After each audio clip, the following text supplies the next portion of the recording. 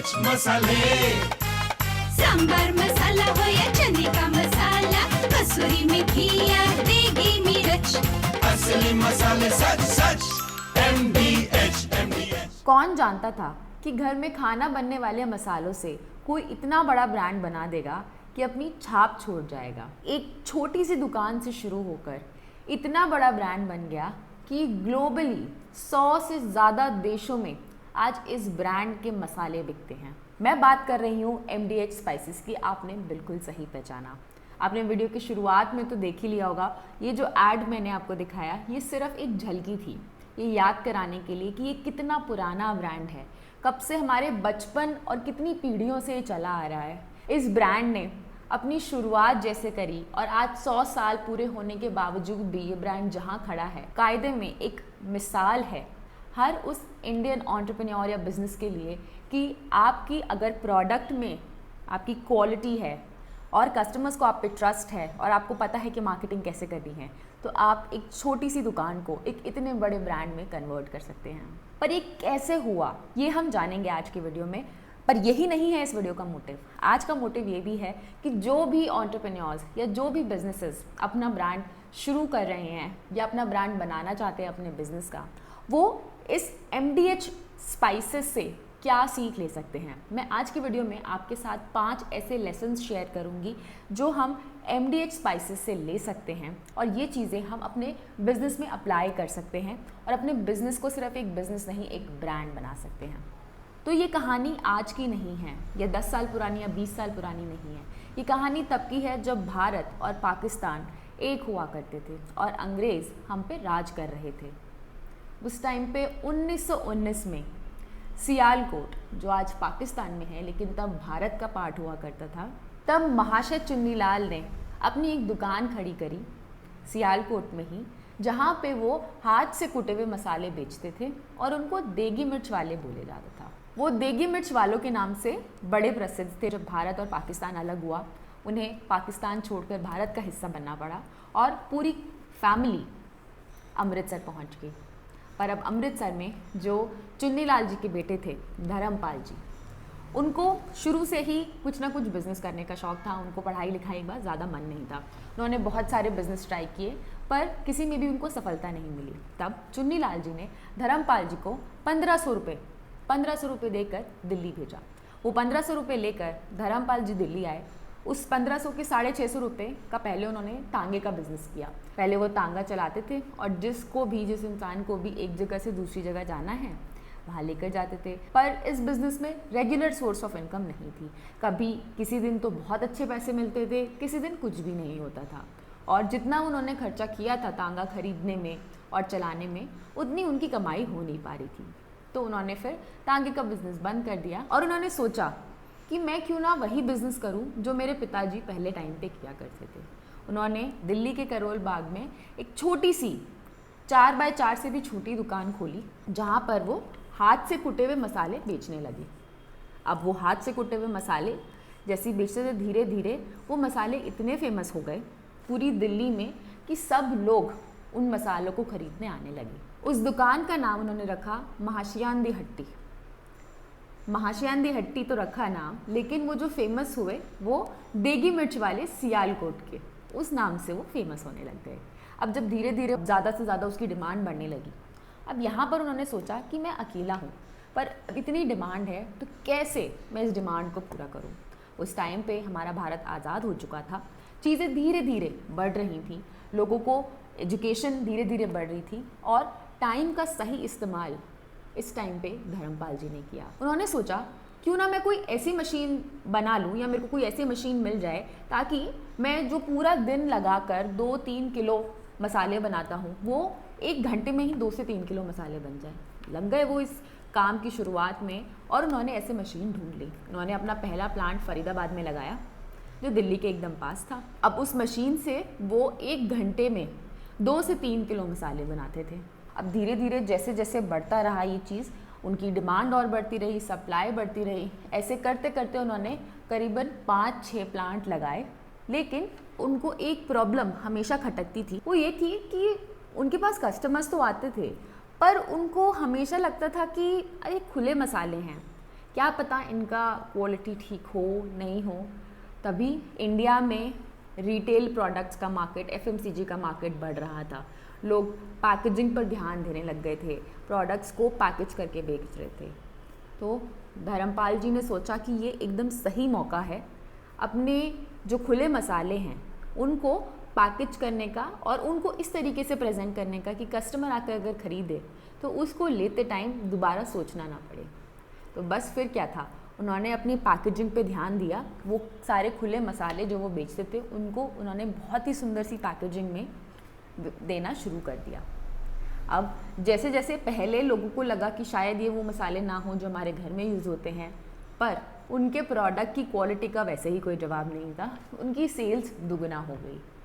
अब प्रोडक्ट की पैकेजिंग भी बढ़िया हो गई, प्रोडक्ट की जो मैन्युफैक्चरिंग है वो भी बढ़िया हो गई, सब बढ़िया चल रहा था। फिर क्या, अब इंडिया में नई पीढ़ी की शुरुआत हुई। अब लोगों के पास टीवी आने लग गए थे।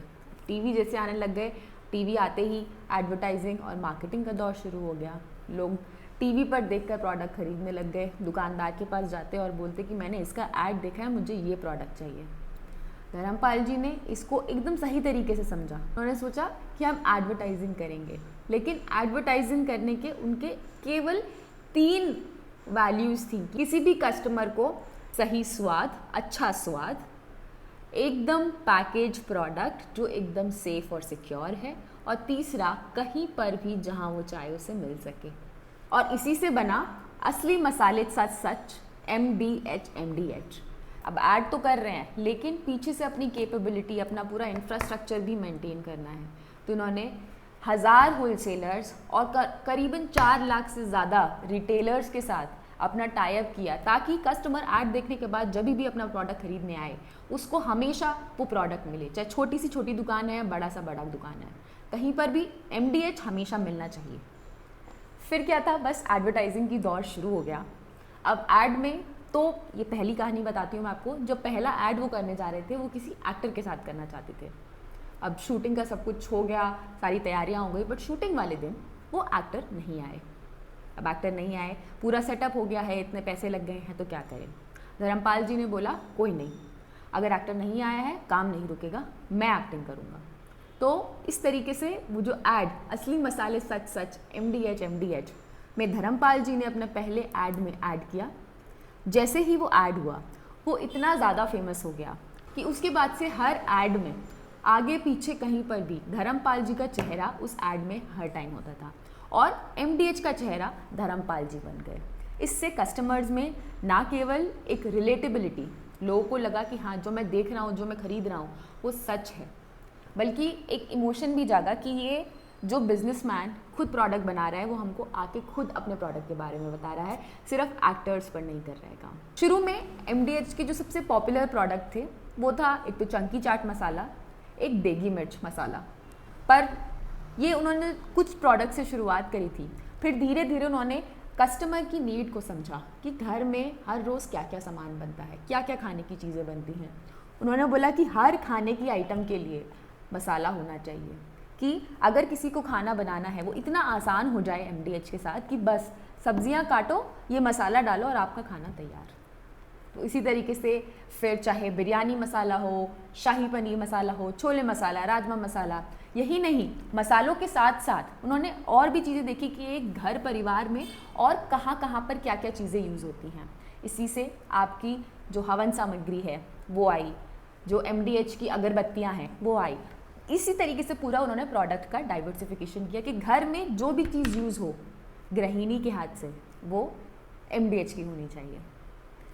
बस ये चलता रहा और वो आज इस मुकाम पर है कि MDH के आज 62 से ज़्यादा प्रोडक्ट्स हैं, 150 से ज़्यादा डिफरेंट टाइप की पैकेजिंग है और 100 से ज़्यादा देशों में बिकता है। अगर मैं आपको केवल कुछ थोड़ा सा आइडिया दूँ सेल्स का, तो MDH का देगी मिर्च, चंकी चाट मसाला और चना मसाला से, केवल इन 3 प्रोडक्ट से महीने का 1 करोड़ सेल्स होती है। 1 करोड़ सेल्स होती है महीने की लगभग। तो इतना ज़्यादा दबदबा धर्मपाल जी ने सही डिसीजन सही टाइम पर लेकर अपने ब्रांड के लिए बना लिया। अब धीरे धीरे गाड़ी आगे चलती रही। अब टाइम आया सोशल मीडिया, डिजिटल का। जब लोगों ने फेसबुक, इंस्टाग्राम, यूट्यूब चलाना शुरू किया 2011, 2012, 2015। अब सब चीज़ें चल रही हैं, पर अब धीरे धीरे लोगों के पास लैपटॉप, मोबाइल फ़ोन, अब लोग टीवी से ज़्यादा फ़ोन और लैपटॉप पर अपना टाइम व्यतीत कर रहे हैं। तो फिर MDH की टीम को समझ में आया कि ये एक टेक्नोलॉजी का दूसरा भाग है जहाँ पर हमको एक और कदम लेना है अगर हमको अपने ब्रांड को रेलेवेंट बना के रखना है। MDH ने तुरंत ही ये डिसाइड किया कि वो अपनी डिजिटल मीडिया में प्रेजेंस बनाएंगे ताकि लोग MDH को कभी ना भूलें। अब डिजिटल एरा में एक चीज़ और नहीं हो रही थी, ये था कि डिजिटल एरा तो है, लेकिन आज के जो पति पत्नी हैं वो पुराने ज़माने वाले नहीं हैं जो 1945, 1970 या 1990 में होते थे। आज के न्यू एज कपल हैं।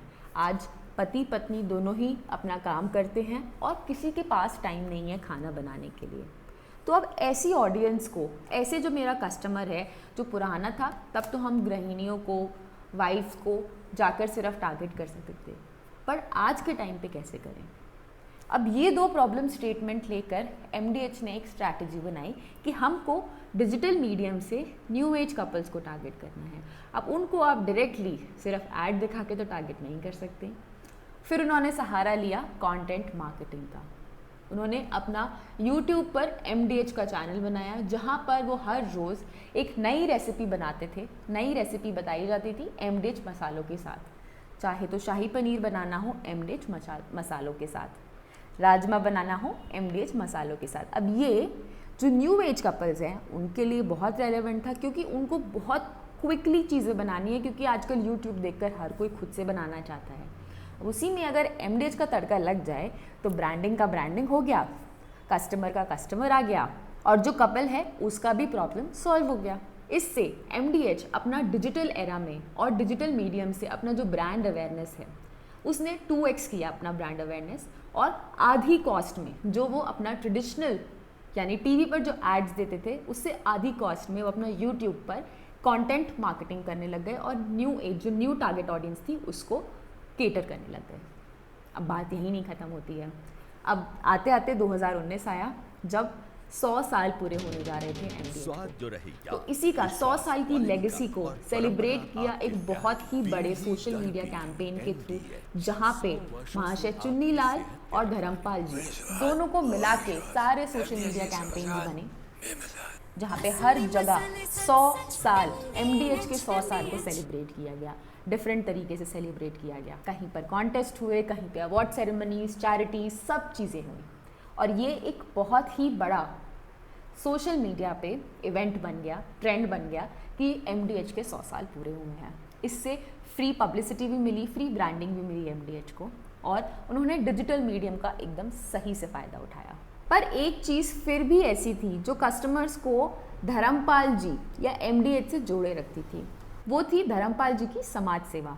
धर्मपाल जी, उनको करीबन उनकी जो सैलरी थी वो 21 करोड़ रुपए साल थी, उसका वो 90% चैरिटीज़, हॉस्पिटल्स, हेल्थ वर्कर्स सब में बांट देते थे।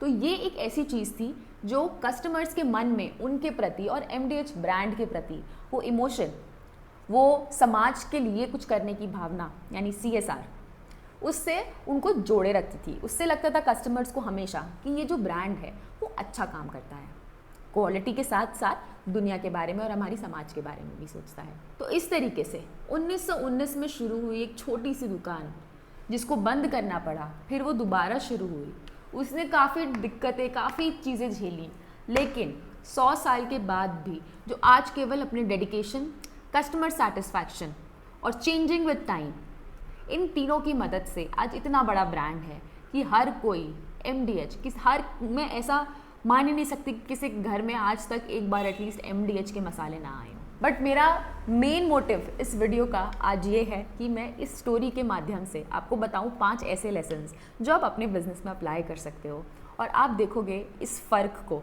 जो MDH ने किया, आप भी इस फ़र्क को नोटिस करोगे आज नहीं तो कल।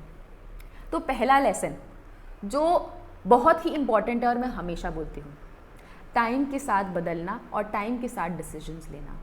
जैसे MDH ने जब टेक्नोलॉजी आई, टेक्नोलॉजी का फ़ायदा उठाया, जब डिजिटल टाइम आया, डिजिटल का फ़ायदा उठाया, जब पैकेजिंग और एडवर्टाइजिंग आई उस चीज़ का फ़ायदा उठाया। तो सही टाइम पे बदलते समय के साथ खुद को बदलना और खुद के बिजनेस और ब्रांड को बदलना बहुत ज़्यादा ज़रूरी है।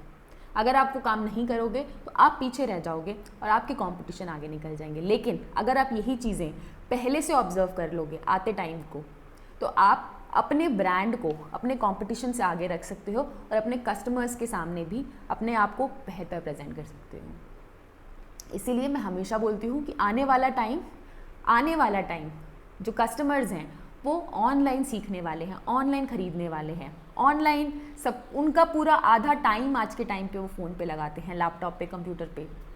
तो आप वहाँ पर दिखने चाहिए अपने कस्टमर्स को, ताकि आपका कस्टमर आपको कभी नहीं भूले। दूसरा लेसन, पैकेजिंग, प्रोडक्ट पैकेजिंग जो होती है, अगर आपकी प्रोडक्ट पैकेजिंग अच्छी है तो आपने आधी जंग जीत ली। आपको अपनी आधी जंग जीतनी है तो पैकेजिंग पर ध्यान देना है। एक रिसर्च के मुताबिक 70% से ज़्यादा लोग एक पैकेज प्रोडक्ट को प्रेफर करते हैं। अगर आप कहीं भी दुकान पे जाएंगे, अगर वो पैकेज्ड है, प्रॉपर उसकी प्रॉपर पैकेजिंग है, तो एक कस्टमर उस प्रोडक्ट को ख़रीदना पसंद करेगा, ना कि एक खुले हुए प्रोडक्ट को। तो अपने पैकेजिंग पे बहुत ज़्यादा ध्यान दें। अगर आपका business direct to consumer business है, सीधा आप अपने कस्टमर्स को बेचते हैं, तो पैकेजिंग पर आपको ध्यान देना ही होगा। नहीं तो आपका प्रोडक्ट चाहे कितना भी अच्छा हो, बट वो कस्टमर तक पहुंचने के लिए, उसके घर तक पहुंचने के लिए आपको उसको सुंदर दिखाना भी पड़ेगा, सुंदर महसूस कराने के लिए सुंदर दिखाना भी पड़ेगा। तो आपको पैकेजिंग पर ध्यान देना चाहिए। तीसरा है एंटरप्रेन्योरल मार्केटिंग। मैंने इस बारे में पहले भी बात करी है, मैं फिर से बताती हूँ। जब कोई एंटरप्रेन्योर अपने कस्टमर से खुद बात करता है, कस्टमर को उस ब्रांड के साथ और उस एंटरप्रेन्योर के साथ रिलेटेबिलिटी महसूस होती है। जैसे कि धर्मपाल जी ने अपने MDH के ऐड में करी। MDH के ऐड में धर्मपाल जी की शक्ल देखकर, वो मुस्कुराता हुआ चेहरा, वो लाल पगड़ी देखकर हर कोई कस्टमर को लगता था कि यार ये इंसान सामने से कर रहा है, खुद आके हमको अपने प्रोडक्ट के बारे में बता रहा है, ये कुछ ठीक ही कर रहा होगा। एटलीस्ट वो एक रिलेटेबिलिटी जागती है कि अच्छे से कर रहा होगा काम, इसका प्रोडक्ट एक बारी तो ट्राई करना बनता है। तो एंटरप्रेन्योरल मार्केटिंग बहुत ही ज़रूरी है। अगर आप अपना छोटा बिजनेस है, अगर आपका अभी नया बिजनेस है, अभी आपने शुरू किया है, या इनफैक्ट अगर आपका ऑलरेडी बिजनेस चल भी रहा है और उसको ब्रांड बनाने का सोच रहे हैं, पैकेजिंग में, आपके पैकेजिंग में, आपके ऐड में, आपके मार्केटिंग में आपके एंटरप्रेन्योरल मार्केटिंग होना ही चाहिए, पार्ट होना ही चाहिए उसका। चाहे वो फिर आपकी शक्ल हो, चाहे वो आपके बिजनेस के बारे में कुछ हो, जैसे कि देगी मिर्च वाले सियालकोट के, ये एक चीज़ है। क्योंकि इंसान समझ पा रहा था कि यार ये वो लोग हैं, रिलेट कर पा रहा है कि जी वो है। तो आपके बिजनेस में भी ऐसा हो सकता है। चौथा है अपनी कस्टमर की डिमांड को समझना। जैसे मैंने आपको इस स्टोरी में बताया, MDH ने क्या क्या चीज़ें ठीक करी। सबसे बढ़िया चीज़ उसने ये करी कि उसने अपने कस्टमर की डिमांड को समझा। चाहे वो ये था कि भाई घर में सिर्फ 2 सब्जियां नहीं 50 सब्जियां बनती है महीने में, तो हर चीज़ का मसाला मुझे देना है। तो अब अगर कोई देगी मिर्च खरीद रहा है या कोई चंकी चाट खरीद रहा है, तो वो राजमा भी खरीदेगा। राजमा खरीद रहा है तो भाई छोले बन रहे हैं, छोले के लिए भी चाहिए, छोले ही हैं तो पनीर के लिए भी चाहिए। तो ये कस्टमर की नीड थी जो MDH ने समझी। दूसरा, जब नई जनरेशन आई, अब जब दोनों मियाँ बीवी काम करते हैं तो उसके लिए कैसे सॉल्व करें, वो उसने समझा। यही नहीं कि घर में जो भी चीज़ बन रही है, घर में जो भी चीज़ इस्तेमाल हो रही है, वो MDH की क्यों नहीं हो सकती, चाहे वो फिर हवन सामग्री हो, चाहे वो फिर अगरबत्ती हो या कुछ और। तो ऐसे अपने कस्टमर की नीड को समझना ये बहुत ज़्यादा ज़रूरी है। समझें और जानें कि कस्टमर की एक्चुअली ज़रूरत क्या है और मैं अपना प्रोडक्ट उसमें कैसे करूं। अगर आपको ये करना है, बहुत सिंपल है, 10 से 20 लोगों से आप अपने बात कीजिए जो आपको लगता है कि आपके कस्टमर्स हैं, उनसे बात कीजिए। उनसे अपने प्रोडक्ट के बारे में मत बात कीजिए, उनसे बस जनरली बात कीजिए और पूछिए कि आपका दिन क्या रहता है, किस तरीके से होगा, पूरे दिन में क्या क्या काम करते हैं। अगर आप बात करेंगे, आपको आधी जगह आपको समझ में आ जाएगा बात करते करते कि जी ये इस कस्टमर की प्रॉब्लम है और मेरा प्रोडक्ट, मेरा बिजनेस इस तरीके से इसको सॉल्व कर सकता है। पांचवा और आखिरी लेसन, कि समाज को लगना चाहिए कि आप भी समाज के लिए कुछ कर रहे हैं, सिर्फ अपने प्रॉफिट्स के लिए नहीं।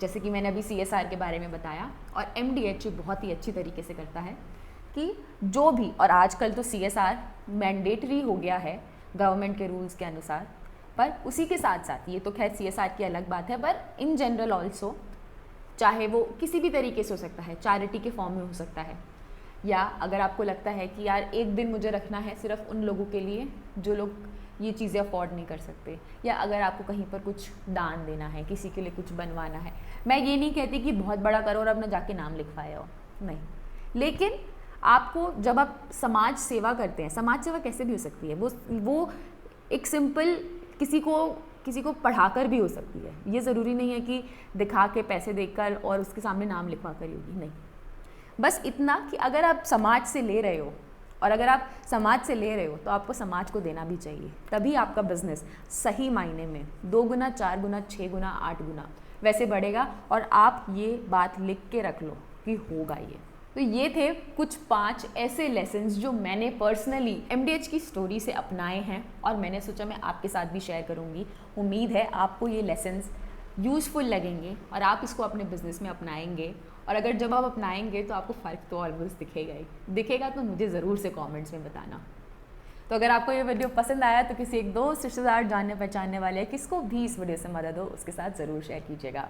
आपके कोई भी सवाल हैं, कोई भी प्रश्न, कुछ भी फीडबैक, सजेशन, कुछ भी लिख सकते हैं आप मुझे मेरी email ID vartika@b4business.info पर, या आप मेरे YouTube चैनल के कमेंट्स में डाल सकते हैं, या मेरे सोशल मीडिया हैंडल्स पर भी डाल सकते हैं, मैं ज़रूर रिप्लाई करूँगी। मैं मिलूंगी आपसे अगले वीडियो में कुछ नई और जानकारी लेकर और बिज़नेस को आगे बढ़ाने के कुछ और टूल्स लेकर। तब तक आप B4Business चैनल से जुड़े रहें, B4Business चैनल के बाकी वीडियोस देखते रहें और अपना बिजनेस ऐसे ही ऑनलाइन ग्रो करते रहें। Let's G4 grow with B4Business। नमस्ते।